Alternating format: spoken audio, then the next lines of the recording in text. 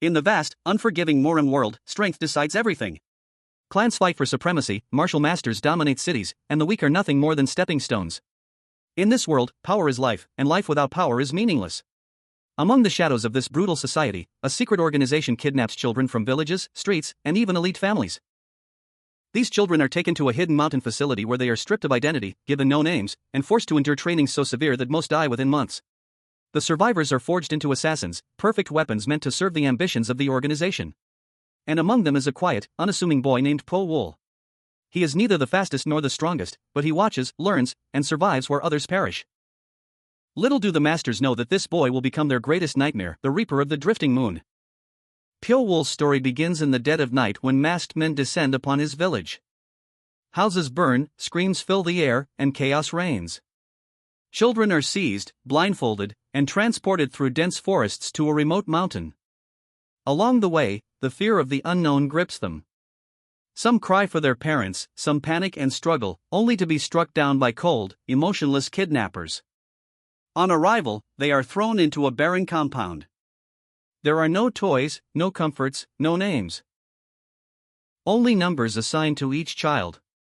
Among the children, friendships begin cautiously, with alliances forming out of survival instinct. Po Wool observes silently, studying who is strong, who is weak, and how the masters enforce their rules. His first challenge comes almost immediately, a test of obedience. Failure means beatings, and repeated failure can mean death. Even at this early stage, Po Wool's calm and calculated nature keeps him alive. He begins forming a mental map of the facility, noting guard rotations, trap placements, and the psychological patterns of other children. Training in the mountain compound is relentless. Children wake before dawn, running uphill for hours with minimal sustenance. They spar in freezing cold or scorching heat, learning techniques meant to break both body and spirit. Mistakes are punished with bruises, hunger, and sometimes permanent maiming. Many children attempt to run, only to be caught or killed by the guards. Survival is the only lesson that matters. Po Wool adopts a strategy of minimal engagement. He observes others, noting patterns of aggression, weaknesses, and opportunities. He spends long hours in silence, calculating moves, memorizing the routines of the masters, and practicing techniques in private. Death surrounds him daily, but instead of fear, he cultivates patience. He watches rival children make mistakes and fall to their doom, slowly refining his own skills. Over time, his peers start noticing his precision, calm demeanor, and uncanny ability to avoid punishment. Po Wool is becoming more than a survivor, he is becoming a predator in the making. The ultimate trial is announced, a survival test in a dark, underground cave. The children are locked inside with barely any food, no light, and no guidance. The rule is simple: kill or be killed. Chaos erupts immediately. Alliances form and dissolve within hours, betrayals are commonplace, and panic leads many to die in senseless violence. Po Wool stays in the shadows, moving silently, observing, and choosing his targets carefully. He avoids unnecessary conflict, letting others exhaust themselves. Days pass with no sign of mercy. Hunger gnaws, and exhaustion sets in. Po Wool uses his observational skills to locate edible fungi, water sources, and weak points in the cave structure. He sets traps to protect himself and uses the panic of others to his advantage. Slowly, the numbers dwindle, and only the most cunning, ruthless, and patient remain. Emerging from the cave, Po Wool has not only survived but learned the raw truth about human nature: the strong will try to dominate, the clever will survive, and those who lack patience will perish. Having survived the cave, Po Wool is thrust into advanced assassin training. The masters teach poison preparation, silent movement, hand-to-hand combat, pressure point attacks, and the use of hidden weapons. The focus is no longer on brute strength but precision and lethality. Po Wool excels not because he is naturally talented but because he has cultivated patience, observation, and strategic thinking. His transformation is gradual but unmistakable. Every action is deliberate, every movement calculated. He learns to kill without leaving a trace, to strike with efficiency, and to vanish without being seen. Other students begin to fear him, sensing the cold detachment that emanates from his every move. The masters recognize his potential, providing him with secret techniques reserved for the most promising candidates. Slowly, he loses the remnants of his childhood innocence, replaced by the calculating mind of a perfect weapon. Just when Pyo Wool's training reaches its peak, betrayal strikes. The organization deems too many assassins a liability and orders the elimination of the very students they trained. Ambushes occur, loyal students are slaughtered in their sleep, and missions become death traps. Pyo Wool observes, realizes the truth, and prepares accordingly. When his would-be assassins arrive, he strikes first, using every skill acquired over years of brutal training. Silent, precise, and unrelenting, he eliminates them without mercy. The realization hits him, the only person he can trust is himself.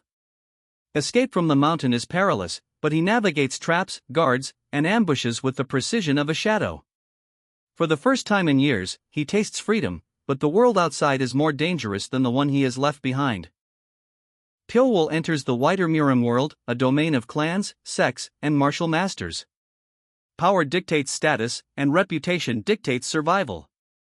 Traveling incognito, he observes, analyzes, and learns the political and martial hierarchies.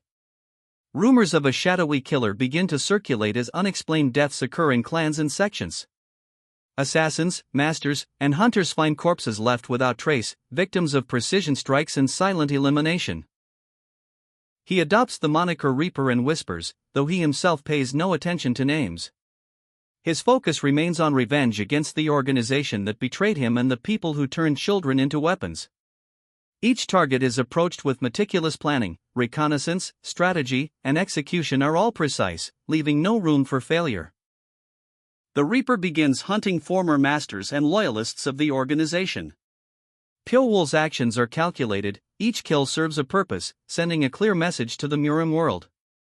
Some victims are poisoned in their sleep, others eliminated with blades so fine that no wounds are visible. Even elite martial masters cannot anticipate him. The Murim world grows uneasy, whispers of a shadow moving with the skill of a ghost spread through clans and sects. Fear begins to take root as more high-profile figures vanish. Pyo Wool's reputation grows, and the legend of the Reaper begins to form. This is no longer just revenge, it is the reckoning of a boy transformed into a weapon, a shadow walking among men, and a harbinger of chaos for those who abuse power. Along his journey, Pyo Wool encounters allies and enemies alike. A rogue martial artist, secretly working against corrupt clans, becomes a reluctant companion.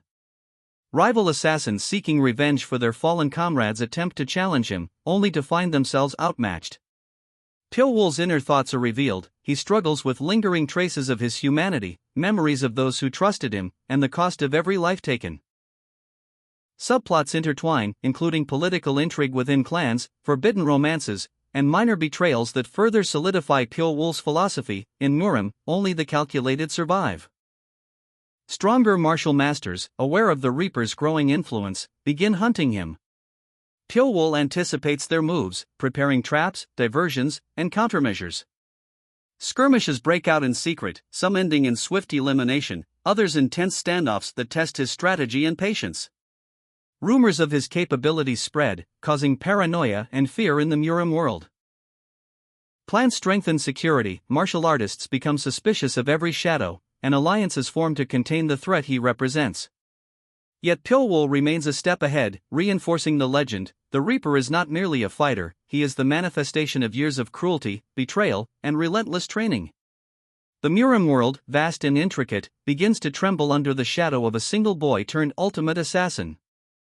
The story closes with Pyo Wool surveying the Murim world from a high mountain pass, moonlight reflecting on his blade. He has survived betrayal, torture, and near death. He has learned every secret, mastered every technique, and eliminated countless enemies. Yet, the journey is far from over. The Murim world whispers his name in fear, clans begin mobilizing, and the true scale of his power remains unseen. As he descends into the shadows, the narrator's voice reminds us: this is only the beginning. The Reaper of the Drifting Moon walks alone, a ghost in the world of men, a shadow of vengeance, and the harbinger of chaos. His story will continue to unfold in silence, leaving only fear and legend in his wake.